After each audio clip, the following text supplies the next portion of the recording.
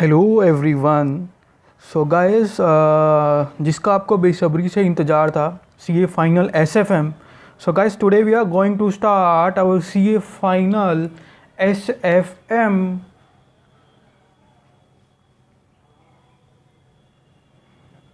CA final, the subject is SFM. तो guys, सबसे पहले हम इसमें समझेंगे कि हम कैसे इसको कवर करने वाले हैं और कैसे एकदम अच्छे तरीके से हम इसको कवर। गाइस, हम वैसे नहीं करने वाले जैसे फैकल्टीज़ वगैरह लोग पढ़ाते हैं कि पूरा डिटेल में जाकर और उसको एक एक चीज़ ऐसे करवा कर।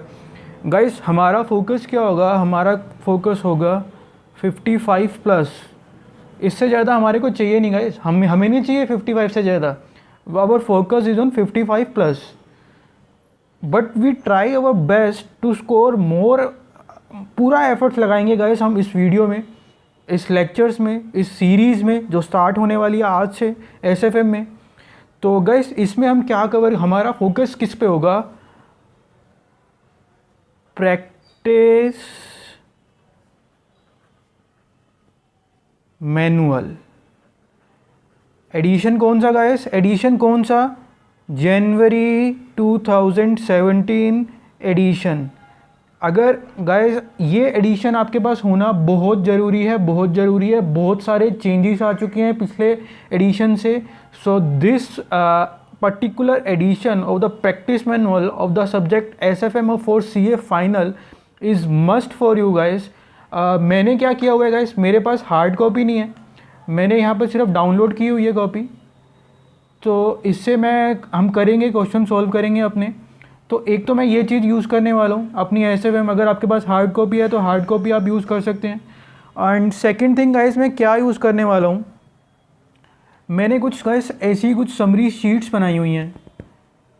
तो ये समरी शीट्स क्या है, इसके अंदर एक्चुअली है क्या, इसमें हेडिंग लिखी हुई है, आप देख रहे होंगे, master sheet chapter portfolio SFM based on practice manual 2017।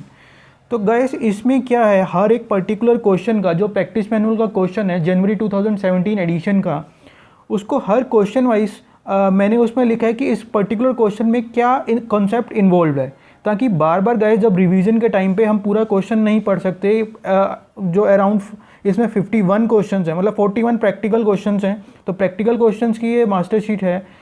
तो 41 क्वेश्चंस गाइस आपको पता होना चाहिए कि एग्ज़ाम टाइम पे हम ये 45 के 45 क्वेश्चन नहीं कर सकते।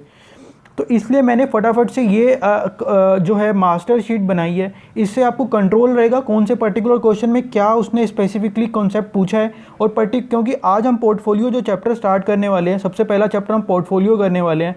तो गाइस, आप सब लोगों को पता है कि पोर्टफोलियो में सबसे ज़्यादा जो है फॉर्मूलेज इन्वॉल्व हैं।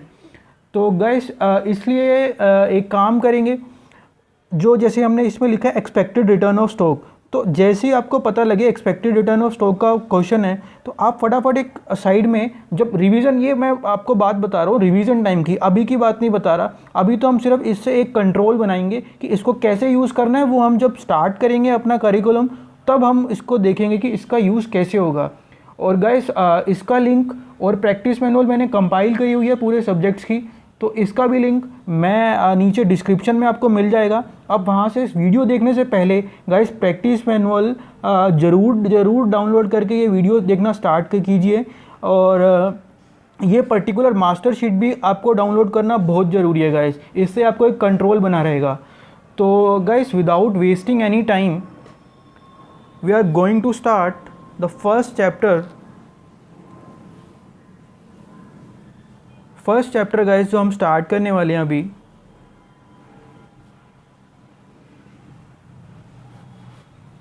Is of portfolio management.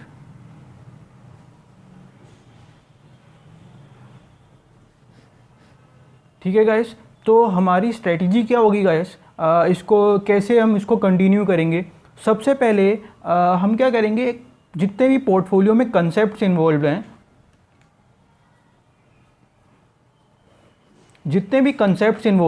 पहले हम उनकी एक अंडरस्टैंडिंग लेंगे और कोशिश करेंगे कि वो कॉन्सेप्ट्स में जो फॉर्मूलेस वगैरह इन्वॉल्व हैं वो हमारी टिप्स पर एक बार बैठ जाएं।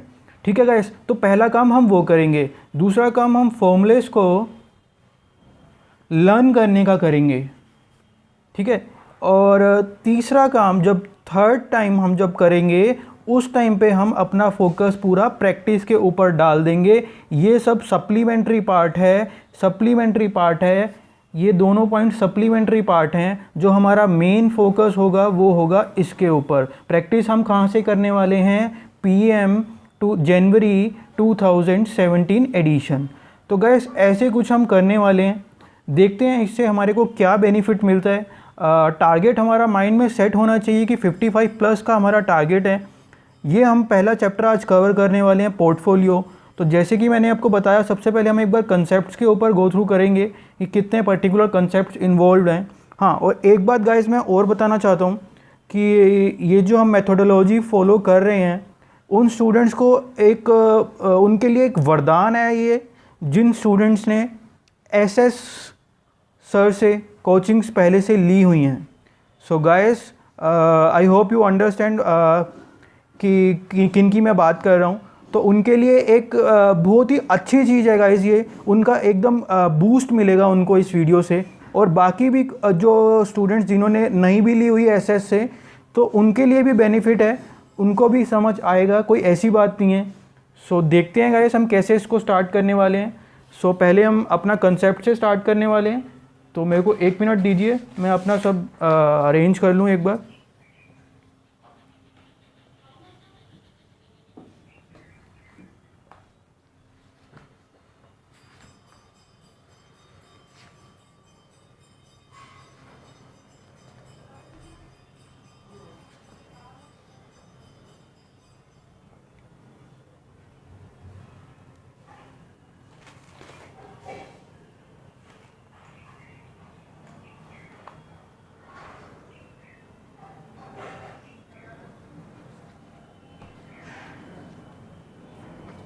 So ready guys?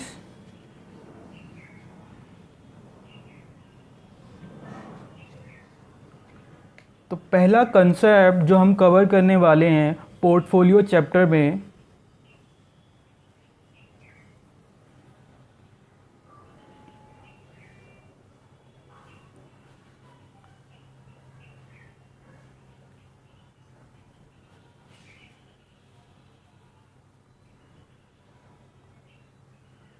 Concept number 1,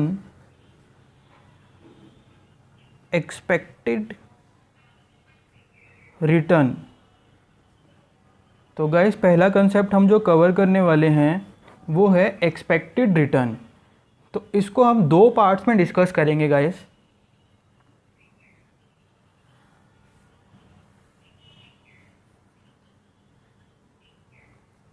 for a stock and for a portfolio. Expected return आपको सबको पता है इसमें यूज़ होता है। तो एक्सपेक्टेड रिटर्न स्टॉक के लिए अलग मेथोडोलॉजी है उसको कैलकुलेट करने की, पोर्टफोलियो के लिए गाइस अलग मेथोडोलॉजी है। तो देखते हैं।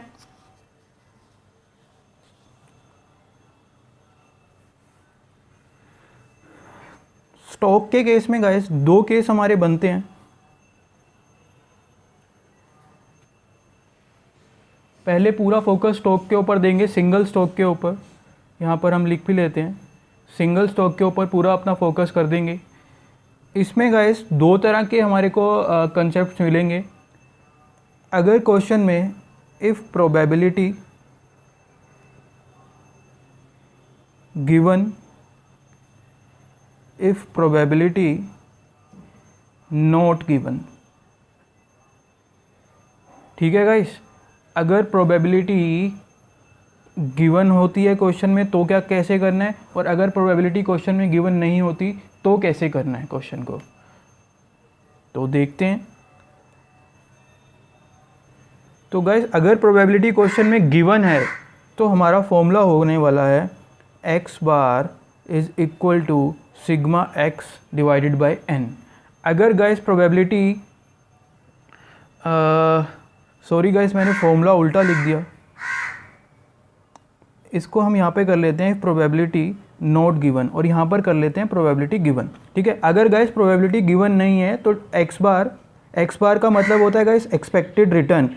ठीक है, एक्स बार का मतलब होता है एक्सपेक्टेड रिटर्न। तो एक्सपेक्टेड रिटर्न कैसे निकलेगी, sigma x divide by N.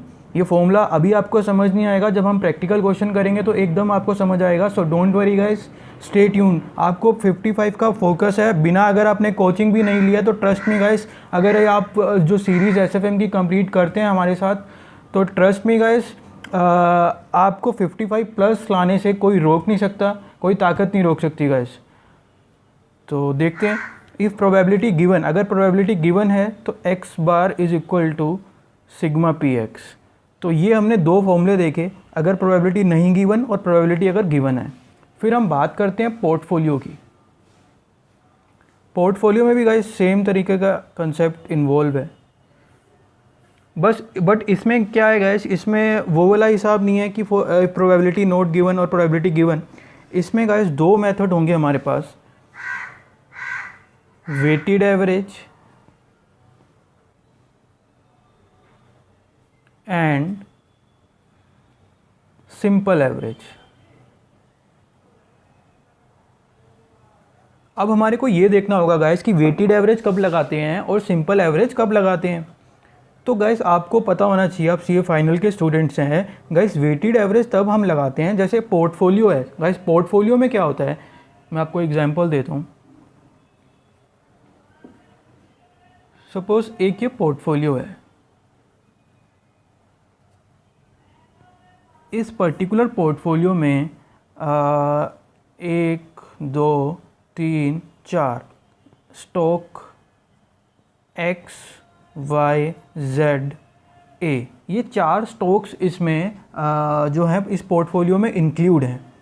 तो गाइस अब होगा क्या कि जब हम पोर्टफोलियो की रिटर्न निकालेंगे तो हमें इन सब का जो एक एवरेज चाहिए होगा।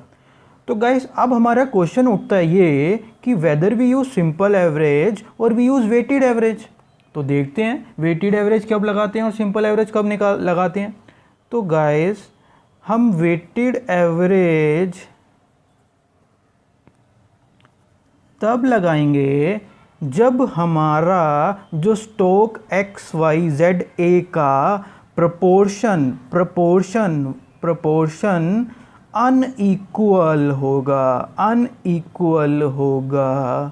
अनइक्वल होगा, then we use weighted average.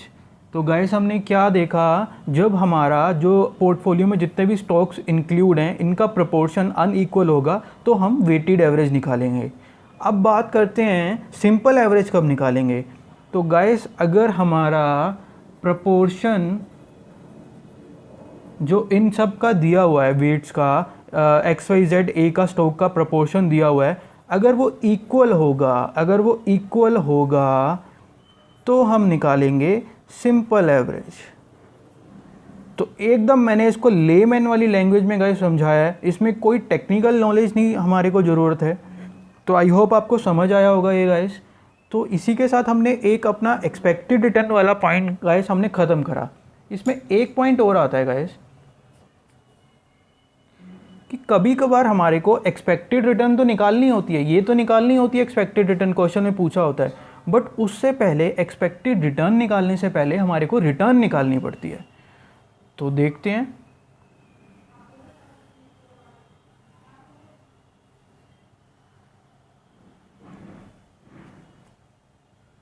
तो गाइस रिटर्न कैसे निकालते हैं, इसके लिए दो केस हैं। अगर डिविडेंड गिवन है क्वेश्चन में, अगर डिविडेंड क्वेश्चन में गिवन नहीं है, तो अगर डिविडेंड क्वेश्चन में गिवन है तो D plus change in price divided by original price, और अगर डिविडेंड गिवन नहीं है तो change in price divided by original price. I hope आपको समझ आया होगा गाइस। अगर गाइस मैं अपना पूरा बेस्ट एफर्ट लगाऊंगा कि आपको समझ आ जाए। बाई चांस अगर आपको कहीं पर भी कोई प्रॉब्लम रहती है तो guys please free to contact me. My number is 9716659527। आप गाइस चाहे टेक्स्ट करिए चाहे कॉल करिए, कुछ भी आप करिए, मेरे को बताइए कि मेरे को यहाँ प्रॉब्लम आ रही है। guys, immediately, guys, trust me, I will respond you immediately, and it's my pleasure that someone is asking from me regarding any query related to SFM of this particular chapter we are going on. तो अभी हम क्या देख रहे थे guys, कि अगर dividend given है और डिविडेंड नहीं गिवन तो हमें रिटर्न कैसे निकालनी होती है। तो ये तो मैंने आपको बता दिया फॉर्मूला। तो गाइस, लेकिन आपको फॉर्मूला लर्न करने की इसमें बिल्कुल भी ज़रूरत नहीं है। मैं अभी आपको एक एग्जांपल दूंगा जिससे आप ये अभी पूरा फॉर्मूला आपके दिमाग में बैठेगा। तो देखते हैं गाइस, सपोज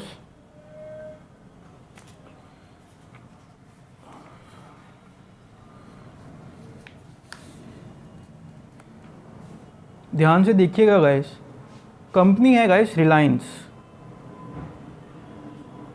ठीक है गाइस, रिलायंस जियो ले लेते हैं, जियो, रिलायंस जियो। अब क्या होता है गाइस, रिलायंस जियो ने क्या करा, ठीक है, एक ये बंदा है, लेट सपोज अमन है, ये क्या करता है, इसने क्या करा हुआ है, इसने 1 अप्रैल को ना गाइस, 1 अप्रैल 2016 को 2 शेयर्स इसने परचेज कर लिए थे। 2 शेयर्स इसने परचेज कर लिए थे।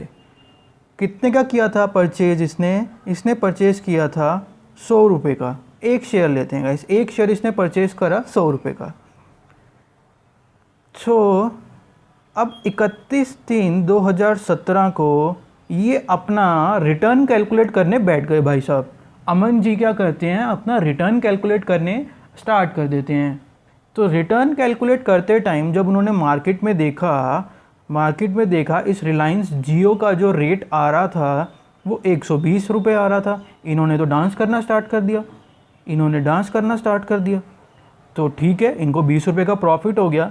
लेकिन गाइस, इनको इस पीरियड के बीच में ना 1/4 और 31 मार्च के बीच में एक इनको डिविडेंड भी मिला था। ओ माय गॉड, इनका तो बहुत ज़्यादा प्रॉफिट हो गया। 10 रुपये का इनको डिविडेंड मिला था, 20 रुपये का इनका प्राइस इंक्रीज हो गया, 10 रुपये का डिविडेंड हो गया। तो टोटल गेन कितना हो गया गाइस, टोटल गेन हो गया 30 रुपीज़ 30। तो टोटल गेन कितना हो गया गाइस, ₹30। तो अब जब रिटर्न कैलकुलेट करते हैं, हम रिटर्न कैलकुलेट करेंगे जब, तो हम क्या करेंगे गाइस, जो हमने फॉर्मूला लिखा था, अब उस फॉर्मूले को यहाँ पे एक बार अप्लाई करना ज़रा। डिविडेंड 10 रुपये का डिविडेंड हमारे को मिला। चेंज इन प्राइस मतलब अब प्राइस 120 हो गया जब हमने ख़रीदा था 100 रुपये का, और डिवाइड बाय ओरिजिनल प्राइस मतलब 100 रुपये। तो गाइस, ऐसे हमारी रिटर्न निकलेगी। तो रिटर्न देखते हैं एक बार निकाल के कितनी रिटर्न निकलती है।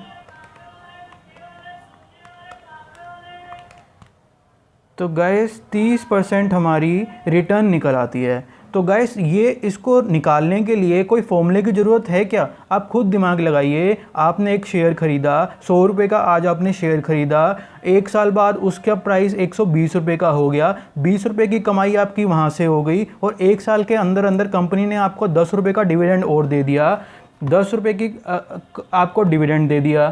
ठीक है गाइस, 10 रुपये का आपको डिविडेंड दे दिया, 20 रुपये का आपका जो है प्राइस इंक्रीज़ हो गया 30, डिवाइड बाय आपने शेयर कितने का ख़रीदा था 100 रुपये का।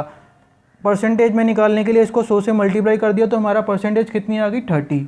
तो गाइस, मेरे को तो नहीं लगता इसको कुछ फॉर्मूले की ज़रूरत है, इसको फॉर्मूले में देखने की। तो गाइस, इसी के साथ हमने अपना एक्सपेक्टेड रिटर्न पोर्टफोलियो में कैसे कंप्यूट करते हैं वो कवर करा। तो now moving on to our next concept. Guys, अभी तक हमने एक कंसेप्ट कवर करा है, अब हम देखने वाले हैं कंसेप्ट नंबर 2। कंसेप्ट नंबर 2 में क्या है गाइस, रिस्क और वेरिएंस और स्टैंडर्ड डेविएशन। रिस्क को गाइस वेरिएंस भी बोलते हैं और स्टैंडर्ड डेविएशन भी बोलते हैं। वेरिएंस और स्टैंडर्ड डेविएशन में दोनों में डिफरेंस कुछ नहीं है, बस एक माइनर सा डिफरेंस है, वो अभी हम देख लेंगे। ठीक है गाइस, तो स्टार्ट करते हैं। इसमें भी गाइस दो तरह से दो पार्ट्स में इसको डिवाइड करेंगे हम।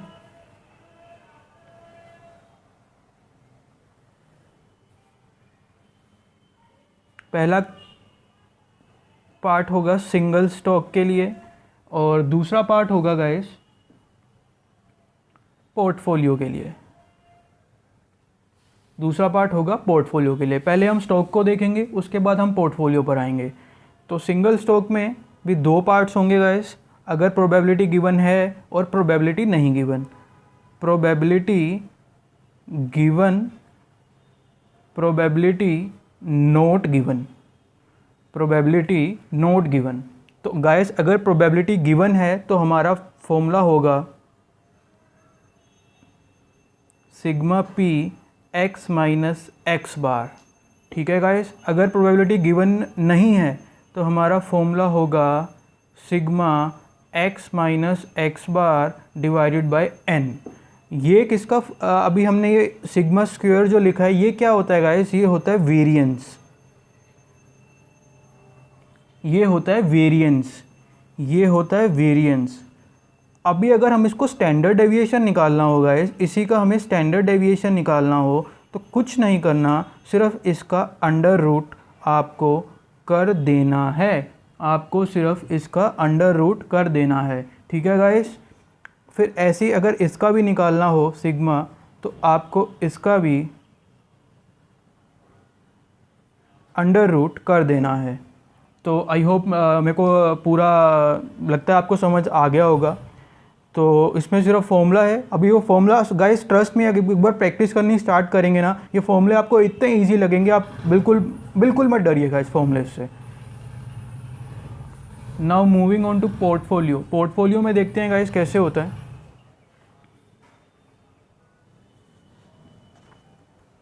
इफ़ प्रोबेबिलिटी, गाइस इसमें प्रोबेबिलिटी वाला कोई फंडा नहीं होता, मैंने